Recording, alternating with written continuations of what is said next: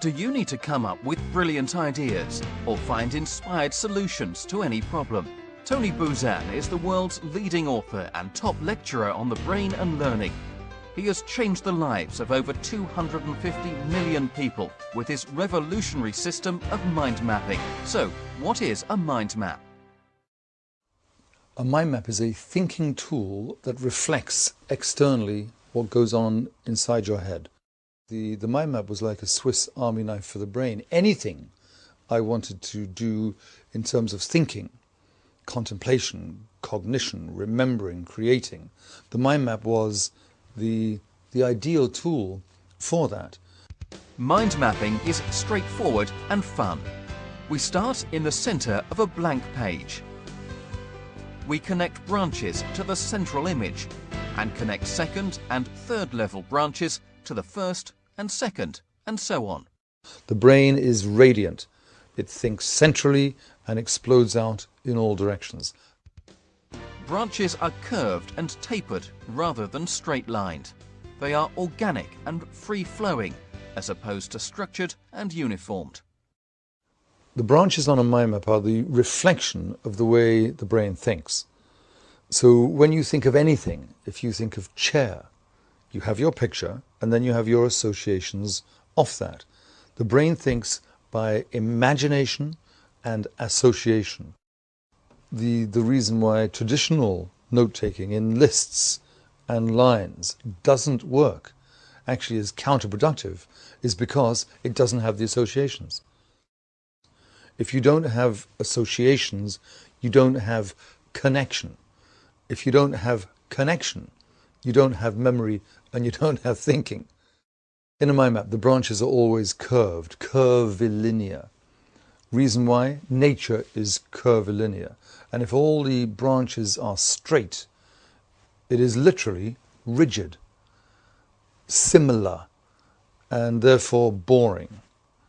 The brain will very quickly get unhappy with a whole bunch of rigid, straight lines. It gets absorbed and intrigued by the beauty of curvilinear. We add one word to each branch. One of the important points in structuring a mind map is to have one word per branch. Why? Because if you have one word, that one word with all its associations is free. If you put them together, you're making it more rigid. And very simply, for example, if you were mind mapping and you wanted to put Tony Buzan, if you put Tony Buzan, you've stuck them together with glue.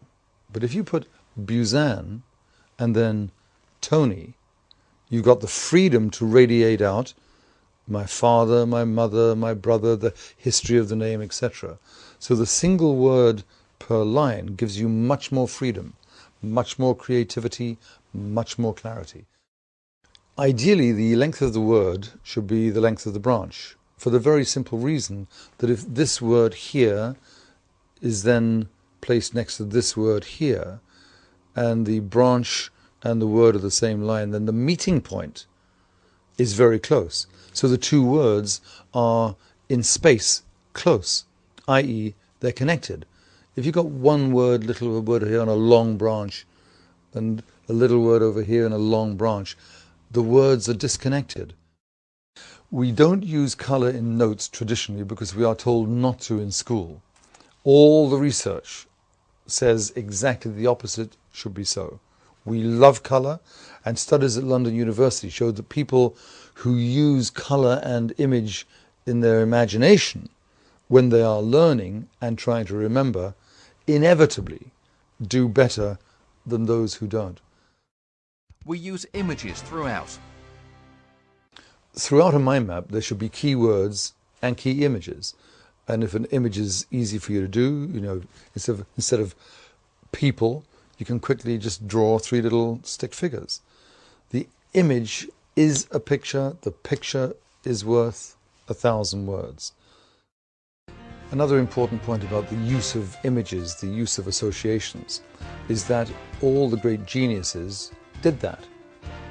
So if you start to use associations, you start to use images externally, you will join the pantheon of the great geniuses Like Leonardo da Vinci. Leonardo did it. Darwin did it. Beethoven did it. Every genius used image and associations, and the mind map is the process by which you can do that. It's a genius tool.